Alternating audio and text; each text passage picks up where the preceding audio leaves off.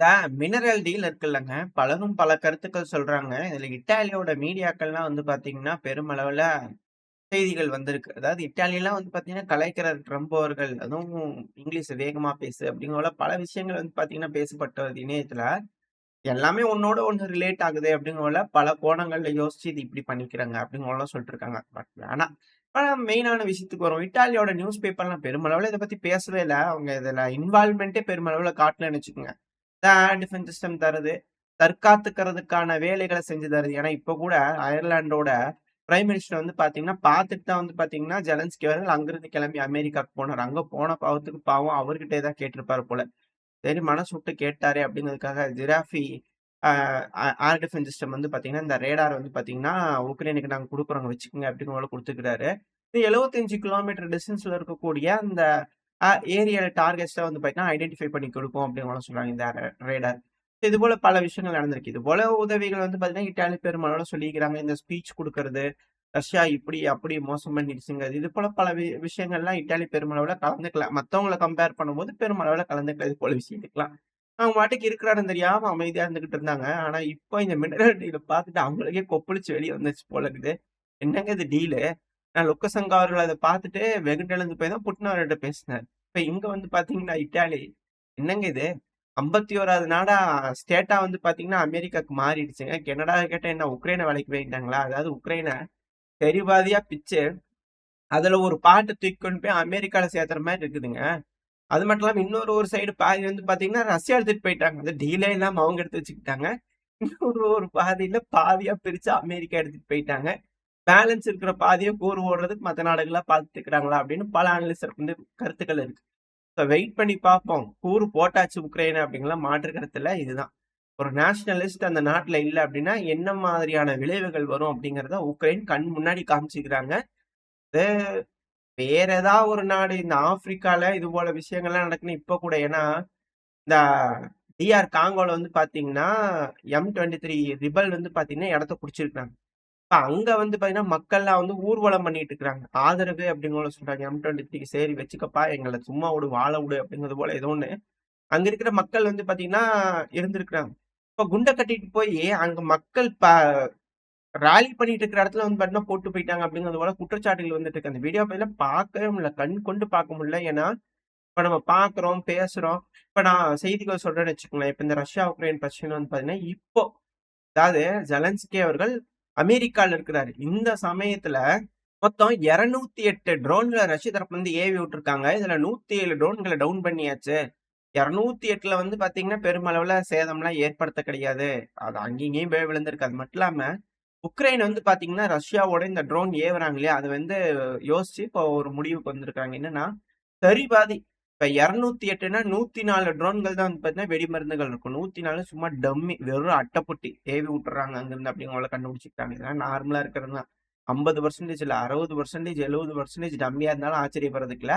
எது எப்படியோ. ஆனா இப்ப சுமியா இருக்கட்டும், பல இடங்கள்ல இந்த ட்ரோன் தாக்குதல்களா இருக்கட்டும், இது போல பல விஷயங்கள் நடந்துட்டு இருக்கு. இது எல்லாமே களத்துல ஃப்ரண்ட் லைன் ரிலேட்டடா, இந்த ஆர்மி ரிலேட்டடா, ஆயுதங்கள் ரிலேட்டடா இது போல விஷயங்கள். ஆனா, இது போல ராலி போனாங்க. அங்க வந்து அட்டாக் நடந்துருச்சு. பெருமளவுல சிவிலியன்ஸ் இறந்துட்டாங்க.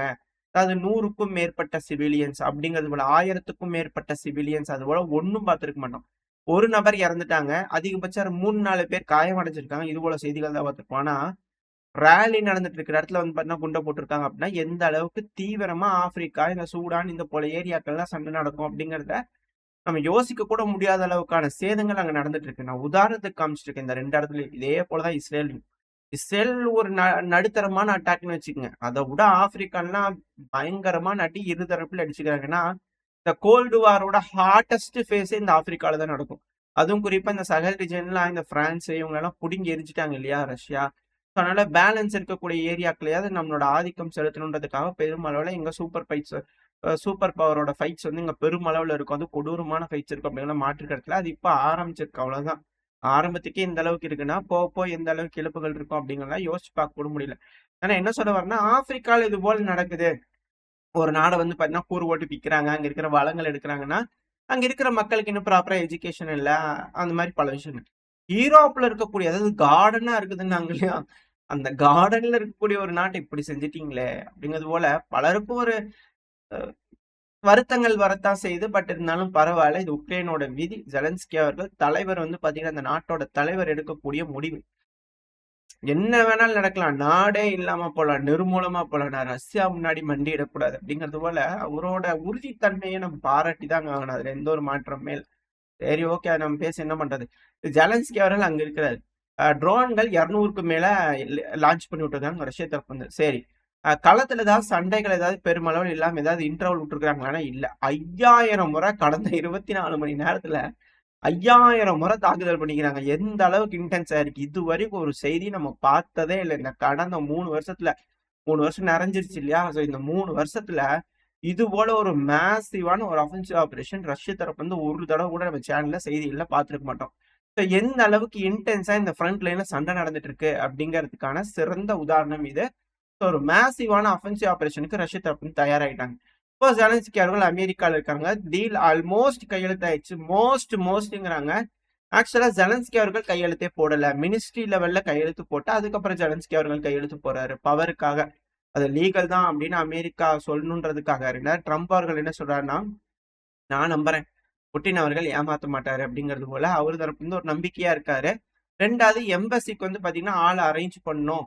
ஏன்னா துருக்கியில உட்காந்து பேசியிருந்தாங்க இல்லையா? ஸோ அதோட சாராம்சம்லாம் சொல்லியிருக்கிறாங்க. இரு நாடுகளும் கொஞ்சம் பழகிக்கலாங்க. பழகி பார்க்கலாம். ஒன்றும் தப்பில்ல. வாங்க உங்க ஆளுங்களை ரெடி பண்ணுங்க அப்படிங்க போல. சரி ஓகே. அமெரிக்கா உங்களுக்கு வேணுங்கிற வளங்களை ரெடி பண்ணியாச்சு. இப்ப அடுத்தது வந்து பாத்தீங்கன்னா, ஸ்டார்மர் அவர்கள் அப்புறம் பிரான்ஸோட மேக்ரான் அவர்கள் ட்ரம்ப் அவர்களை வந்து பார்த்துட்டு இருந்தாங்க இல்லையா? ஸோ அதோட எக்ஸ்பீரியன்ஸ் எப்படி இருந்துச்சு? எப்படிப்பட்ட அப்ரோச் அது? என்ன மாதிரியான பேச்சுக்கள் இருந்துச்சு? அப்படிங்கிற விஷயங்கள்லாம் வந்து பாத்தீங்கன்னா, எக்ஸ்பிரஸ் பண்ணுமா இல்லையா? அதனால 10 நாடுகளை கூப்பிட்டு கூட்டம் போட்டு பேச போறாங்க. யூகேவோட தலைமையில. அதாவது எப்பேற்பட்ட மீட்டிங் நடந்தது தெரியுங்களா? உக்ரைனுக்கு. அதாவது 10 பாயிண்ட் பீஸ் ஃபார்முலா ஞாபகம் இருக்குங்களா அதெல்லாம்? அதாவது சுவிட்சர்லாந்துல கூப்பிட்டு டாவோஸ்ல 100 நாடுகள், 200 நாடுகள், 198 நாடுகள்னாய்ங்க. இப்போ அப்படியே சுருங்கி, சுருங்கி, சுருங்கி அது இப்ப 10 நாடுகளா மாறி இருக்குது. சரி ஓகே. 10 நாள் சிங்க குட்டிகள்ங்க. சும்மா விட்டுருவாங்களா? அப்படியே சிறுத்தை குட்டி ஒண்ணு ஒண்ணு சீறி பாய்ச்சிரும் போல தெரியுது. சரி. யார் யாருன்னா டென்மார்க். யாருன்னு உங்களுக்கு ஞாபகம் வந்திருக்குன்னு நினைக்கிறேன். டென்மார்க்.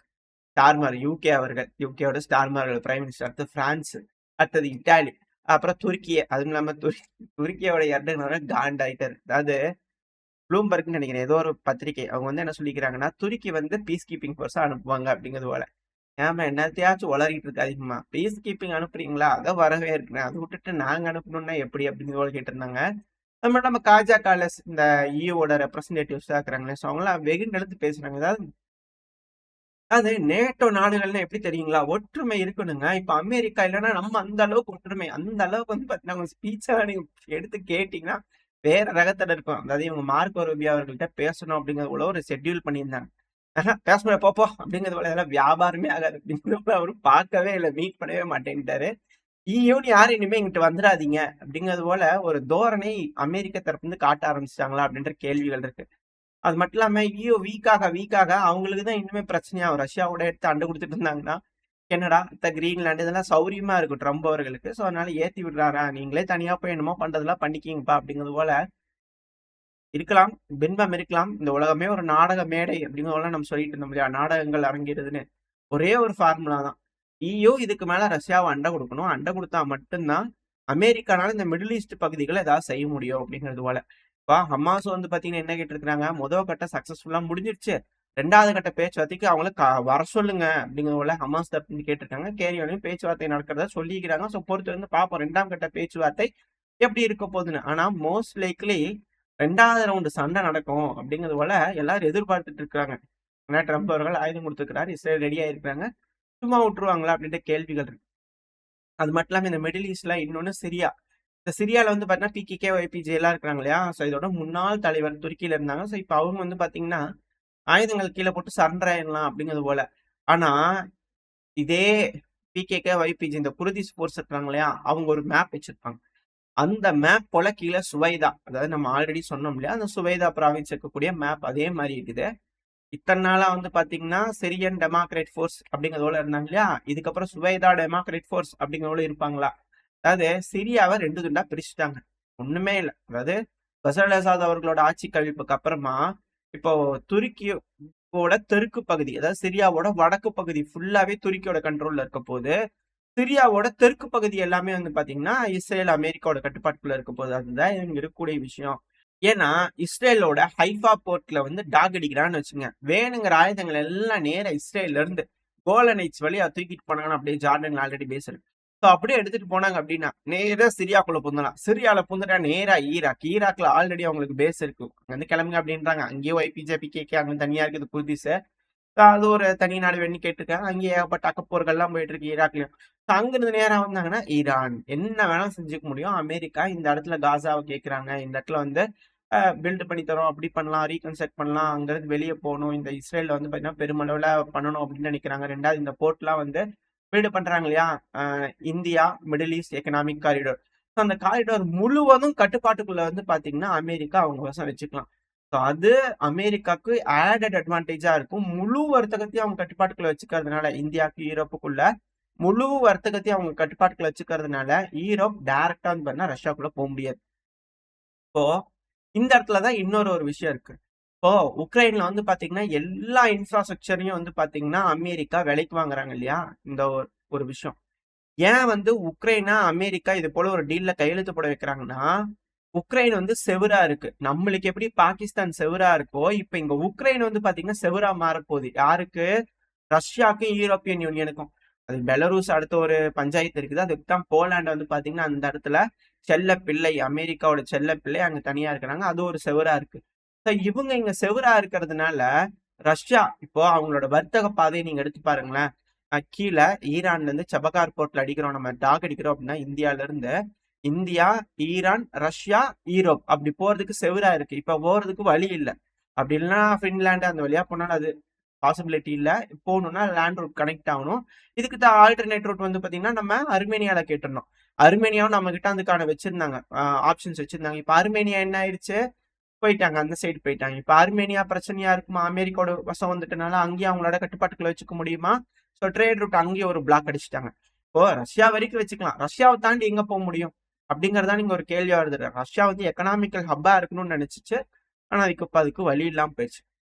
இப்ப இன்னொரு ஆப்ஷன், அந்த கருங்கடல்ல கிரீமியா, சியா ஃபசோவ் இதெல்லாம் ரஷ்யா அவங்க கட்டுப்பாட்டுல எடுத்திருக்கும் போது இந்த வழியா போகும்போது நேரா அந்த வழியா டாக் அடிச்சு போய் ரொமேனியால போனா ரொமேனியால ஆட்சி கவிழ்ப்புக்கு நடந்துகிட்டு இருக்கு. அந்த எலெக்ஷன் வைக்கலான்னு பார்த்தா அந்த இடத்துல முடிய மாட்டேங்குது. அடுத்தது பல்கேரியா. எப்படி பார்த்தாலும் வந்து பாத்தீங்கன்னா இந்த இடத்துல கொஞ்சம் சிக்கல் தான். இப்போ ஆல்டர்னேட் ரூட்டா என்ன பண்ணலாம் அப்படின்னா, வேற இருக்கக்கூடிய ஒரு வழி என்னன்னா துருக்கி. துருக்கியோட ரூட்டை வந்து ஆல்டர்னேட் வேற வழி இல்லாம துருக்கியை வந்து பாத்தீங்கன்னா சூஸ் பண்ணணும் அப்படின்னா நம்மளால முடியாது. ஆட்டோமேட்டிக்கா அந்த ரூட் கேன்சல் ஆகும். இல்ல அப்படின்னா சீனாவோட பெல்ட் அண்ட் ரோடு இனிஷியேட்டிவ்ல வந்துடும். துருக்கி நாட்டோலயும் இருக்கு. அமெரிக்கா நினைச்சாலும் அதை கட்டுப்பாட்டுக்குள்ள எடுக்க முடியும். துருக்கிக்கு எந்த குச்சி முட்டை தரேன், குருவி ரொட்டி தரேன் அப்படின்னாலும் வேற ஏதாவது செய்ய முடியும். F-35 தட்டுமா அப்படிங்களால கேட்டாங்கன்னா அவங்க என்ன வேணாலும் செஞ்சாலும் ஆச்சரியப்படுறதுக்கு இன்ஜின் தரேன், தான் செஞ்சுக்க அப்படிங்களால எது சொன்னாலும் ஆச்சரியப்படுறதுக்கு இல்ல. சொல்ல வரேன், அதாவது யூரோப்புக்கு போகணும், அதுக்கான வழி இல்லை. அதை அடைக்கிறதுக்காக அமெரிக்கா எல்லா இடத்துலயும் வந்து பாத்தீங்கன்னா இந்த இடத்துல வேலியை போட்டுக்கிட்டு இருக்காங்க. அதுதான் இங்க இருக்கக்கூடிய விஷயம். ஆனா அமெரிக்கா நினைக்கக்கூடிய அந்த பாதை சீரும் சிறப்புமா அவங்களால செய்ய முடியும். இப்ப இந்த சிரியா வழியா அவங்க அதை எஸ்டாப்ளிஷ் பண்ணியிருக்காங்க. இதுதான் இங்க இருக்கக்கூடிய ஜியோ பாலிட்டிக்கல் மூவ்ஸ். இப்ப இந்த வழியை வந்து ஃபுல் ஃபிளஜ்டா அவங்க செய்யணும் அப்படின்னா கண்டிப்பா இந்த இடத்துல ஏதோ ஒரு சிக்கல் நடக்கும். ஈரான் அது கூட மாட்டாங்க, ஏகப்பட்ட விஷயங்கள் இருக்கு. ரெண்டாவது காசாவை ரீலோகேட் பண்றது, இது போல விஷயங்கள்லாம் சவுதி இது போல நாடுகள்லாம் ஒத்துக்குவாங்களா, இல்ல இந்த இடத்துல போர் வருமா அப்படிங்கறது இங்க கேள்வி. இப்போ இந்த போல ஒரு சூழ்நிலையில ரஷ்யாவை சும்மா விட்டோம்னா ஈரானை ஸ்ட்ராங் பண்ணிடுவாங்க இல்லையா, இஸ்ரேல ஸ்ட்ராங் ஆகிறதுக்கு ஈரான் விட்டுருவாங்களா, விட மாட்டாங்க இல்லையா. ஸோ ஆல்ரெடி இந்த இடத்துல நேச்சுரல் எனிமீஸ் இருக்கிறதுனால ஆளுக்கு ஒரு சைடை பிக் பண்றாங்க. இப்ப எப்படி உக்ரைன் வந்து அங்க செவரா மாத்திட்டாங்க அமெரிக்கா, அதே போல இந்த இடத்துல அதாவது ஒரு இடத்துல போய் நம்ம ஜெயிக்கணும்னு நீடு கிடையாது. அந்த இடத்துல நம்ம தோத்தாலுமே நம்மளுக்கு வேணுங்கிற சாதகமான பாயிண்ட்ல நம்ம ஸ்டாப் பண்ணிக்கிட்டோம் அப்படின்னா பெஸ்டா தானே இருக்கும். அதாவது இது மேட்ச் பண்ண முடியாது, பட் இருந்தாலும் இந்த பாஸ்கர் படத்துல வந்து பாத்தீங்கன்னா அவங்க சொல்லுவாங்க இல்லையா, தப்பு பண்ணலாம், பட் ஆனா எந்த பாயிண்ட்ல எக்ஸிட் ஆகணும் அப்படிங்கிற ஒரு விஷயம் இருக்குனாங்களே. ஸோ அமெரிக்கா கரெக்டான பாயிண்ட்ல இருந்து எக்ஸிட் ஆயிட்டாங்க. ஸோ இந்த டைம்ல இப்ப யூகே தலைமையில வந்து பாத்தீங்கன்னா இப்ப கூடி இருக்கக்கூடிய நாடுகள் மொத்தம் 10 நாடுகள் சொல்றாங்க. அதுல துருக்கியை சேர்த்துக்கணும்னு நினைக்கிறாங்க. துருக்கி ஒத்துக்குவாங்களா? ஏன்னா ஏகப்பட்ட டீல்கள் துருக்கி நம்பி இருக்கு. ரஷ்யாக்கு எகெயின்ஸ்டா போறாங்க, பீஸ் கீப்பிங் ட்ரூப்ஸ் அனுப்பிச்சாங்கன்னா ஒத்துக்குவாங்களான்னு தெரியாது. ஸோ அந்த ஒரு காரணத்தினால இப்போ இந்த 10 நாடுகள் இன்வைட் பண்றாங்களே, இவங்க எல்லாம் அங்க பேசுனது வச்சு ரஷ்யாவை எகெயின்ஸ்டா எடுத்து அண்டை கொடுக்கலாமா, கொஞ்சம் அவங்கள பிஸியா வச்சுக்கலாமா, நம்மளுக்கு வேணுங்கிற ஜியோ பாலிட்டிக்கல் மூவ்ஸ்ல நடக்கிற வரைக்கும் கொஞ்சம் ரஷ்யாவை பிஸியா வச்சுக்கலாமா அப்படிங்கிற போல யோசனை எடுத்து முடிவுகள் எடுத்து யூரோப் ஏதாவது செஞ்சுருவாங்களா? அதுதான் இங்க இருக்கக்கூடிய ஒரு சிக்கல். இததான் நம்ம முன்னாடி இருந்து சொல்லிட்டு இருக்கோம். ஈரோப் ரஷ்யாவை என்கேஜ் பண்ணுவாங்க. அமெரிக்கா இந்த மிடில் ஈஸ்ட், சீனா அந்த சைட்லாம் என்கேஜ் பண்ணுவாங்க அப்படிங்கிறது போல. அது நம்ம நார்மலா இருக்கக்கூடிய ப்ரெடிக்ஷன் தான். இப்ப என்னதான் பொழப்புனாலும் அதே பாயிண்ட்க்கு தான் வர மாதிரி தெரியுது. ஸோ அப்படியா? இல்ல எல்லாம் பேசி முடிச்சுக்குவாங்க தானா? அப்படிங்கிறதெல்லாம் பொறுத்து வந்து பார்க்கலாம். என்னதான் நடக்க போகுது? இந்த ரஷ்யா, உக்ரைன் பிரச்சனையில மிடில் ஈஸ்ட்லாம் எல்லா பக்கம் அமைதி திரும்புமா? இல்ல எல்லா பக்கத்துலயும் முட்டிக்குவாங்களா? அப்படிங்கிறத வெயிட் பண்ணி பார்ப்போம். ஓரளவுக்கு தகவல்களை இந்த பதிவுல பார்த்திருப்போம்னு நினைக்கிறேன்.